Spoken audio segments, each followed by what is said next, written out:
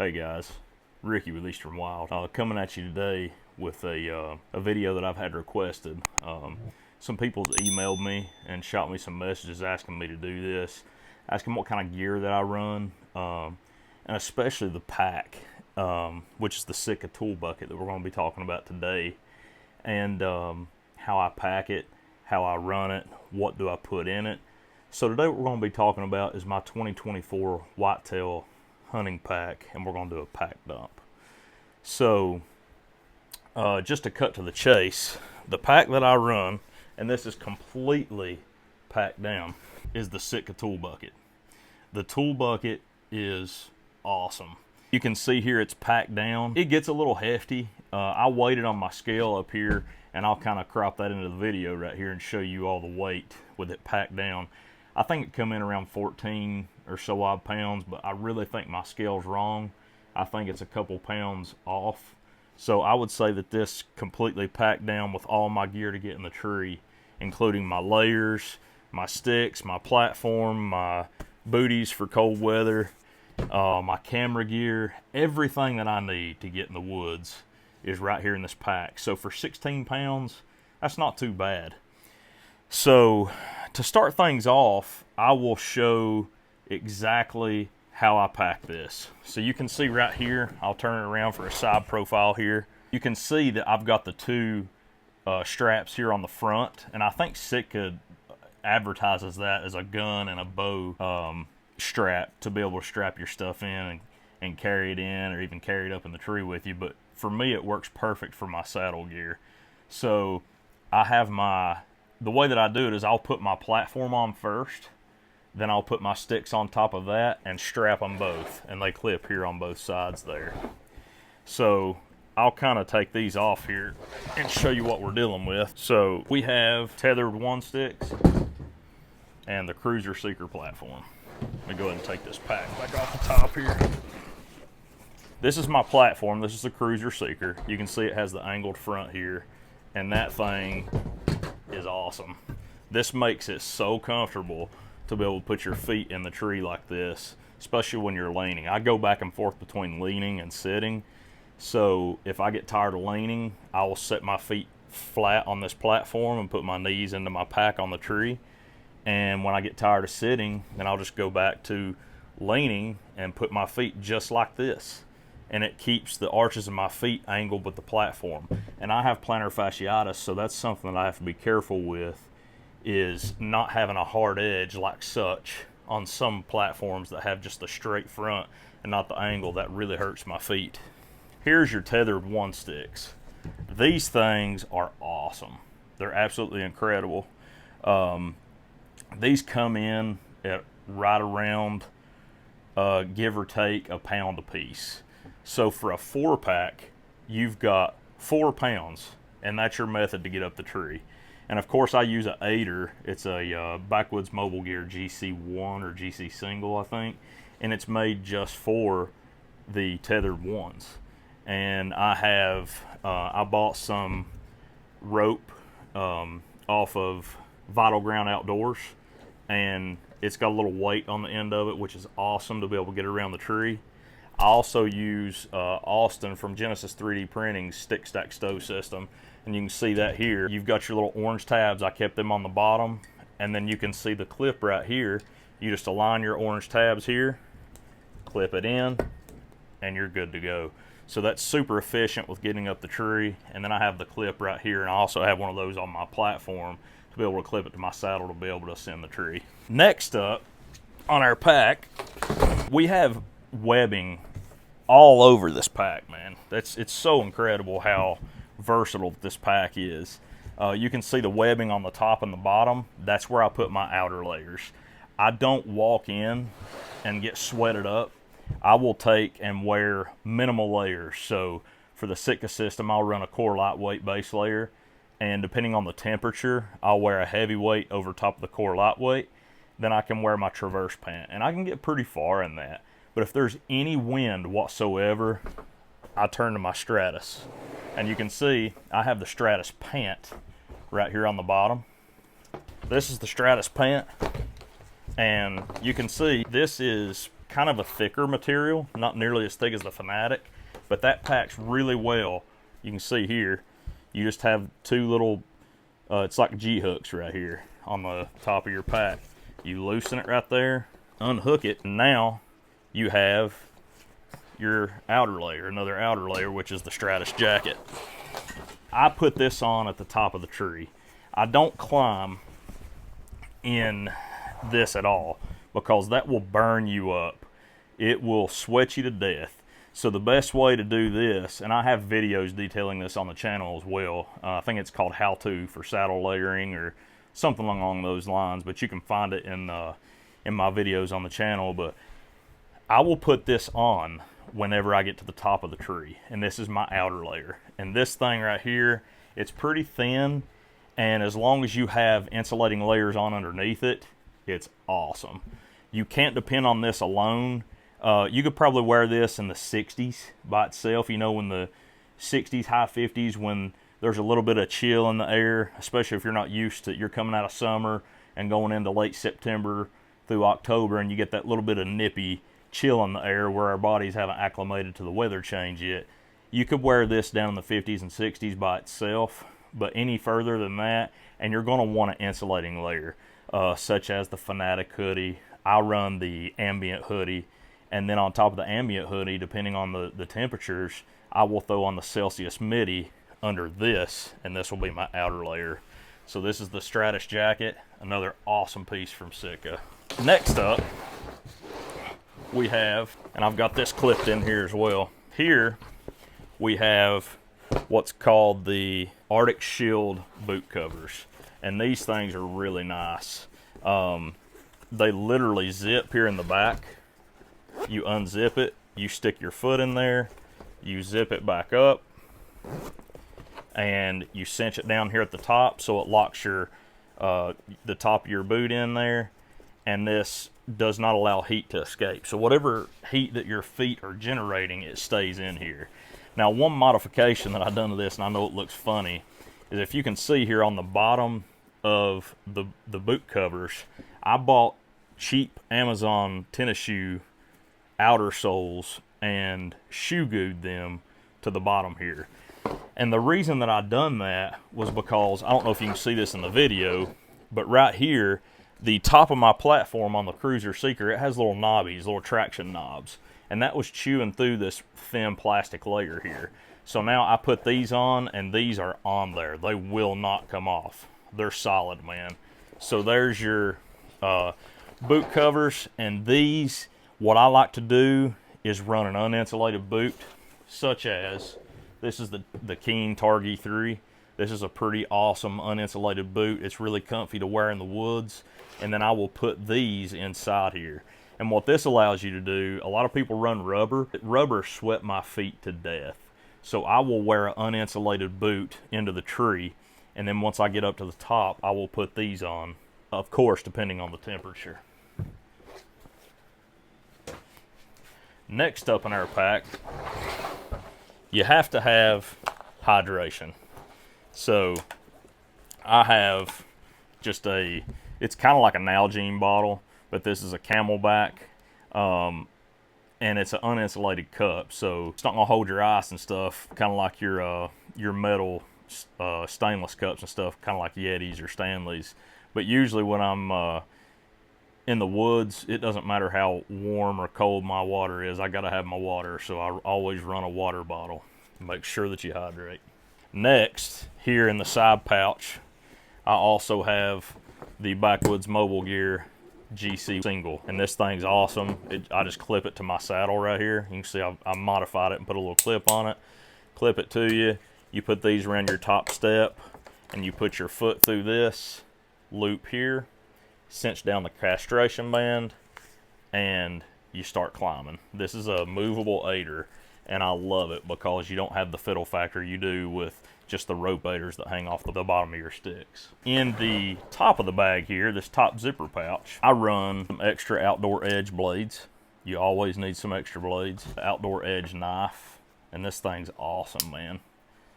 I love that you can change out the blades to have good sharp blades on the fly. I actually think it still has a little gunk in it from turkey season where I breasted out my turkey. Also run wet wipes. We all know what that's for. Don't act like you don't do that in the woods. Don't lie. Chapstick, when cold weather hits, especially when I ride the four-wheeler in the mornings, I like to lick my lips, which is terrible because that dries them out, causes them to crack, so I always keep a chapstick in my bag. And I'm really bad for headaches, so I keep some migraine medicine in here too. So that's in the top of the pouch there. You open up the pouch here, and in the top is where I like to keep my camera gear. So in the main top compartment, I will have, this is a PG Whitetail case, and it has all of my SD cards. You can see here, got them all labeled, main camera, GoPros, some spares. And the cool thing about this is you can pop this little cord out, plug your SD cards in here to the side, plug this into your computer, and now you've got an SD card reader. So it's a protective carrying case for your SD cards, coupled up with cable to plug into your PC to do your edits and to offload your content. Toolkit. I also have my Sony batteries in here for my main camera. GoPro remote. So I run 2 GoPros in conjunction with my main camera. So what I will do is pair these to my GoPro, and you can operate the GoPros simultaneously. So you can hit this button here, and when your GoPros are synced, when you hit the record button, both of them come on at the same time. I like that because it helps in post when you're editing your content to be able to link up your audio and video and have a smooth sync. So GoPro remotes are pretty cool. In the bottom pouch, and these are see-through mesh, I don't know if you can see that, but they're really, I'm not sure I'm crazy about that fabric because it's kind of easy to pick. I like the material, it's thin, it's just not a very durable material, so you gotta make sure you're careful with that. So in here, I have my lav mics, and I'm using it right now, so there's only one receiver in here, but I keep my lav mics in here, and this is the DJI mic. Now we're getting into the main compartment here, and this is where the bucket comes in. So on the tool bucket, you have zippers here on the sides, but I keep those open. But you can technically zip these to where it stays shut, but I don't use that. I find it more of a burden than anything. But this is where your bucket comes in. And right here, you can slide these down, and you've got a front pouch that flips that has another one of those see-through mesh. Another cool thing about the tool bucket is you can hang it here, where my finger is through here, or you can hang it through the regular strap, like a typical backpack. This enables you to hang it in the tree and be able to see everything in your pack. It's never closed, which is a pretty cool feature. So when you open this up in here, you can see all my gear in there. And the first thing that we'll go through is what I've got in this bottom pouch here. And I keep probably 10 packs of hot hands because I'm a wimp when it comes to cold weather. I know Kentucky doesn't get that cold. We have some 20-degree days. Sometimes in late December, we'll get close to 0 sometimes. The majority of our weather hovers around through October and November, the rut days. We'll have between 30s and 50s. And even sometimes we'll have some 60 and 70-degree days in there, and that's terrible. I hate that. But I always run hot hands if it's in the 40s and below. Next up, I always keep a Celsius Midi on me. That is an insulating layer from Sitka. It's actually discontinued now, replaced by the ambient line, but it's such a good product that it's hard to get rid of. So the Celsius Midi here, I keep in the front pouch here of the backpack. And this doubles up, actually. It kind of keeps my camera protected from when you can see I keep my camera in here. And when I've got everything buttoned up and my platform and sticks are in here and I cinch that down, you know, the camera's pretty fragile. But if you keep this in this front pouch here, there's a divider, more of that mesh fabric here, you can see that. There's a divider in there, and when I keep that Celsius Midi in there, it cushions my camera as I'm cinching all that down. So that's a quick tip. The Celsius Midi, again, is an insulating layer. You can see it here. You can see it's got the squared fabric in here, and it's really thin, but it has Primaloft insulation in it, and its warmth value for the weight is top notch. You can wear this if there's not a ton of wind. You can wear this probably in the 50s, down in the 40s. If there's any wind, you'll have to throw on that Stratus or even the Jetstream, anything with wind stopper in it to break that wind and to keep the wind off your body. That's what really chills you. But this has the thumb loops in it here, and that makes for easy layering. So you can kind of put your thumb through there, and when you're putting the extra layers on, your sleeves don't pull up and get bunched up on your arms. That's super cool. Celsius Midi, awesome piece. Next, what we have in our side pouch here, right here on the side pocket, I'll pull it all out. I keep my beanie, Fanatic gloves, and I keep my neck gaiter with me. So the neck gaiter is stupid warm, man. This thing, you can see, it's just that Berber fleece material. I believe this is the same material that's in the Fanatic pouch on the front of the Sitka Fanatic jacket. But this thing is super warm. It feels great, but you can't wear it unless it's pretty cold because it will sweat you out again. So always keep that in there. I like the Stratus beanie. A lot of people run the Fanatic beanie, but I feel like that's too much over my ears. I don't like anything over my ears in reality, because anything between my hearing and the deer, I don't like. I like to be able to hear. So with this, the Stratus beanie, you can see it actually has little ear ports here on both sides, right here and right here. And what that does is that gives you a little bit better hearing compared to the fabric right here. It's just a lighter fabric there for your ear ports. So this is your Fanatic glove here. So it's got the finger, the index finger, and the thumb cut out, which is awesome because I like being able to, you know, get on the gram or Facebook, any of my social media, anything to keep my eyes off the woods, right? I'm just kidding. But you know, if I'm needing a break from the woods, sometimes I will get on my phone and stuff. And these gloves here, they kind of help you to not be impeded with your device. So. And they're pretty warm as well. Next up in our bag, we have right here in the back pockets, you have elastic pockets here. And again, I'll detail all this, but I have my grunt tube. This is the extinguisher.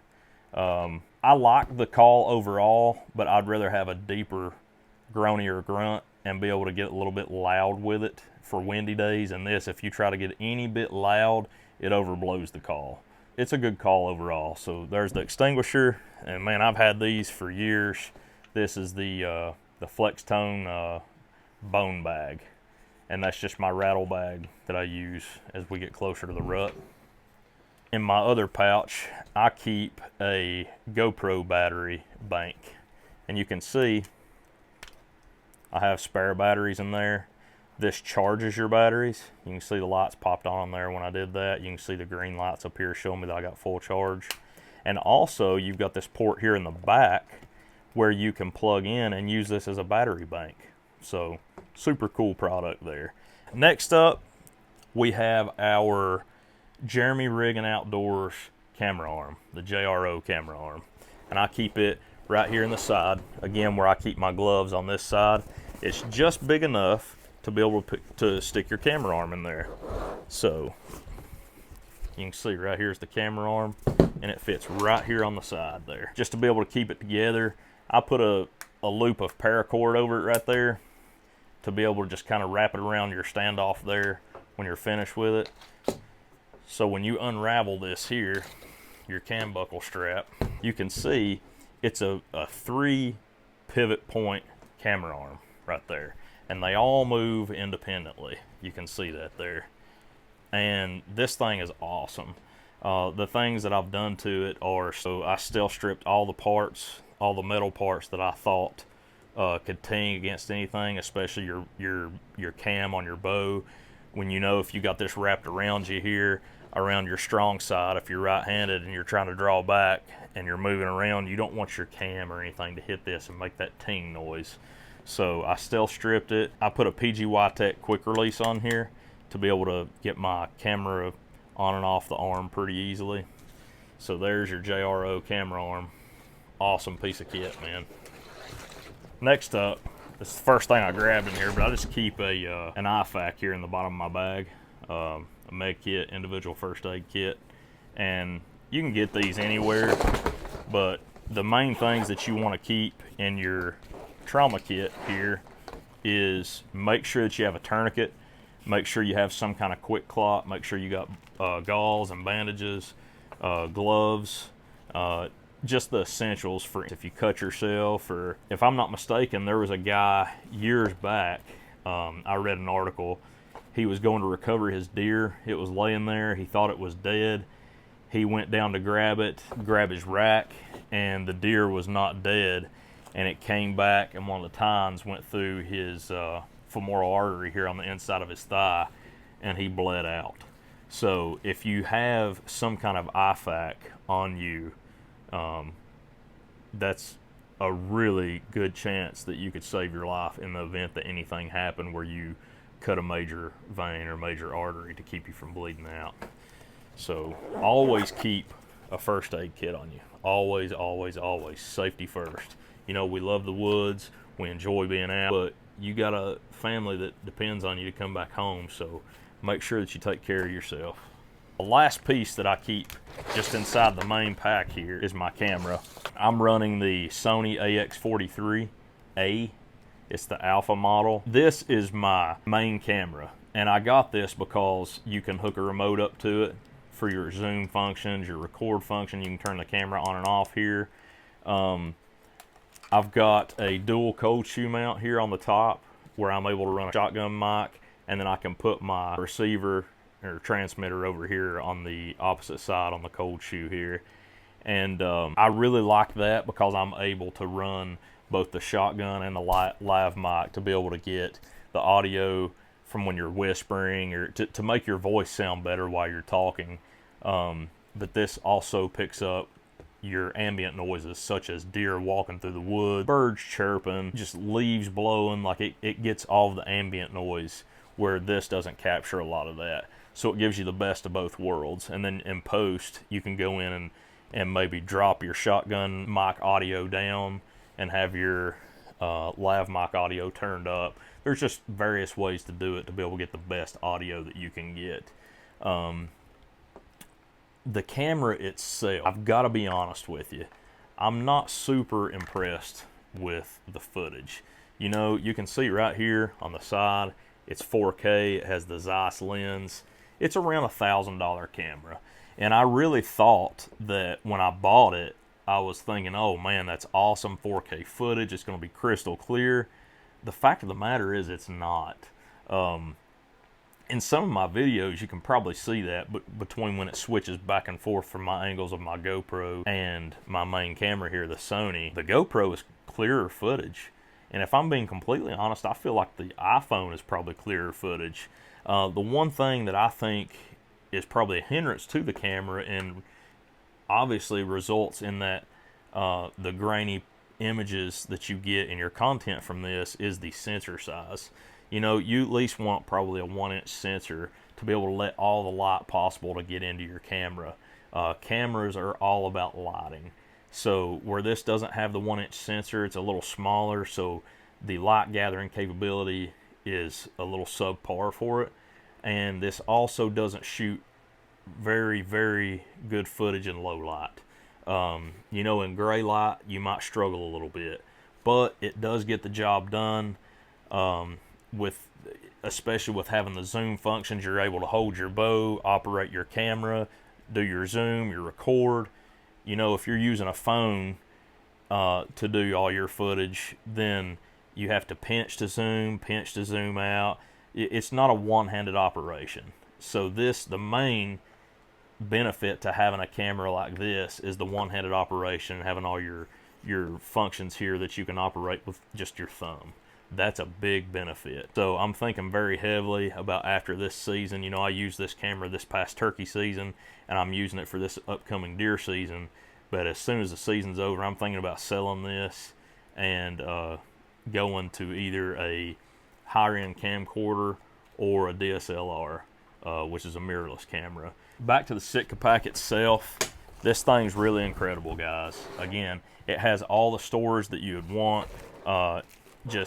it's really good for anything that you want to do. And again, you can see I had all of my saddle gear, all of my filming gear, my essentials as far as your kill kit, your outer layers for when cold weather comes.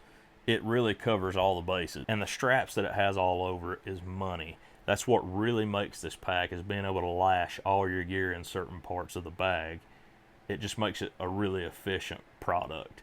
So I think the bag is around, I don't know for sure, maybe $259, but it's well worth it. You know, Sitka is a little high, but the way that I look at it is it's an investment. You know, there's plenty of things that we invest in, and I spent a lot of time in the woods. I spent a lot of time in the outdoors, so I want gear that's going to keep me efficient and, most importantly, keep me comfortable.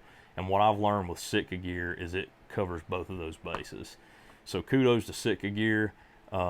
Make sure that you check those guys out. They have really, really awesome products. And make sure that you give a look to the Tool Bucket. Another pack that some people run is the Sitka cargo box. And from what I understand, there's just a little bit more storage. But if I'm not mistaken, I think the main pack is the same as the Tool Bucket, but it has bat wings out here on the side that gives you extra storage. And then here, in between the shoulder straps and the pack itself, a divider that allows you to separate the bag from the internal frame structure and lash a tree stand in there. So some people run that, but I've just found for an overall day pack and what suits me is the Tool Bucket. I really appreciate y'all checking in. I really appreciate y'all checking out the channel. Make sure that you like and share the content. Comment down below if there's things you like. Let me know if there's things you want to see. And also stay tuned, guys, because deer season's right here. We're coming. I'm going to be dropping more content as the days approach for deer season. Thanks again for watching, guys. God bless you all. Eastern Wild is out.